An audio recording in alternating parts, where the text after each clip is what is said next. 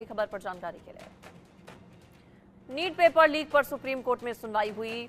Supreme court की ओर से कहा गया कि हमारे पास कोई सबूत नहीं है, पेपर लीक कितना व्यापक कोई सबूत नहीं। आरोपियों के बयान अलग अलग हैं। शक है पेपर स्ट्रांग रूम से पहले लीक हुआ, ट्रांसपोर्टेशन के दौरान लीक नहीं हुआ, सीजीआई ने कहा। 3300 से ज्यादा स्टूडेंट्स को गलत पेपर दिया गया, एनटीए ने यह दलील दी।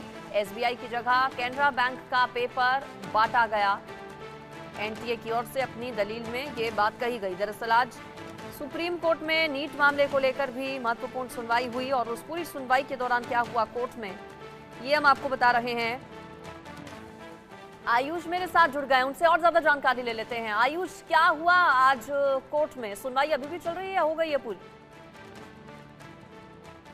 देखिए, सुनवाई अभी पूरी नहीं हुई है। जो बेंच है वो 1 बजे लंच के लिए उठ गई है। 2 बजे ये बेंच दोबारा बैठेगी और इस पूरे मामले पे सुनवाई दोबारा से शुरू होगी। क्या होगा लंच के बाद, पहले वो बता देते हैं।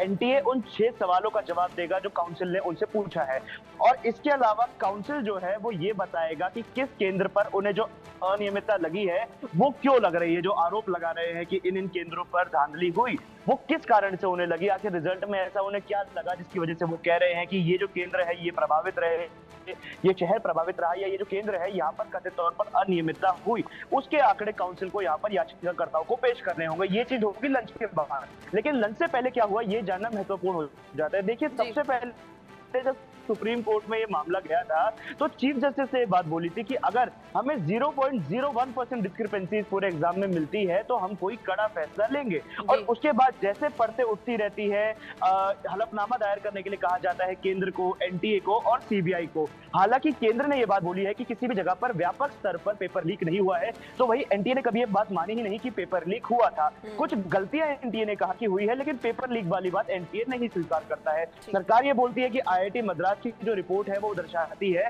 कि पेपर लीक, माफ कीजिए, कि जिन जगहों पर बच्चों के नंबर ज्यादा आए वो इस वजह से आए क्योंकि वहां पर कोचिंग सेंटर ज्यादा थे। ऐसे कुछ आंकड़े पेश किए गए। हालांकि सुप्रीम कोर्ट अभी भी जो सुनवाई कर रहा है वो इसको लेकर नहीं है कि एग्जाम कैंसिल कराया जाए या नहीं। वो उससे पहले सुप्रीम कोर्ट इस डिस्कशन पर पहुंचना चाहता है कि क्या उससे पहले सुप्रीम कोर्ट जानना चाहता है कि आखिर स्केल कितना बड़ा, कितने बड़े पैमाने पर ये पेपर लीक हुआ। नजर आप बनाए रखिएगा आयुष, अपडेट्स लेते रहेंगे आपसे। फिलहाल शुक्रिया इस पर जानकारी के लिए। खबरें आगे भी रहेंगी जारी, रुकना होगा फिलहाल।